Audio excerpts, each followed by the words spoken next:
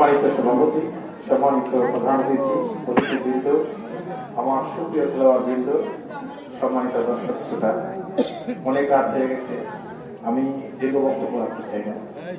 আমি প্রথমে বলতে চাই খেলাটা শুরু হয় ইকুয়াল পজিশন থেকে আর সমাপ্তি হয় হার জিতের মাধ্যমে।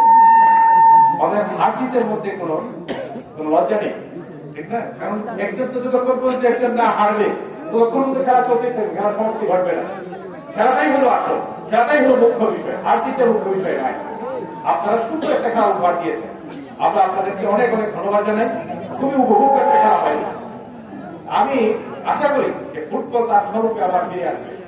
এক সময় এই দেশ ফুটবল সবচেয়ে জনপ্রিয় খেলা ছিল, আজকের এই খেলায় প্রমাণ করে যে আবার তার জনপ্রিয়তা নিয়ে সেই ফুটবল ফিরে আসবে। তবে দুইটা জিনিসের আশঙ্কা আছে। একটা হলো খেলার সাথে যেন জোয়া না জড়ায়, এই বিষয়টা খেয়াল রাখতে হবে। জোয়া জড়ায় কিন্তু খেলা চালানো যাবে। এই যে আমাদের আইসি সাহেব আছে, তখন উনি বাধা হয়ে দাঁড়াবেন, শব্দ হবে, জড়া যাবে। এটা বিনোদনের মধ্যেই রাখতে হবে।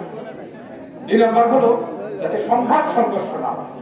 সংঘাত সংঘর্ষের আশঙ্কা যদি বেড়ে যায় তাহলে কিন্তু খেলাগুলা থেকে আমরা বঞ্চিত হয়ে যাবো, বাধ্য হয়ে খেলা বন্ধ করে। এই জন্য আমি বিনয়ের সাথে অনুরোধ রাখতে চাই যে এই দুইটা কাজ যেন খেলার সাথে না জড়ায়। আর এখানকার দর্শক যারা যাচ্ছিলেন অত্যন্ত সুশৃঙ্খল ভাবে আপনার খেলা উপভোগ করেছেন। এই জন্য আপনাদেরকে আবারও ধন্যবাদ জানিয়ে আমি আমার সংক্ষিপ্ত বক্তব্য এখানে শেষ করছি। আসসালামু আলাইকুম।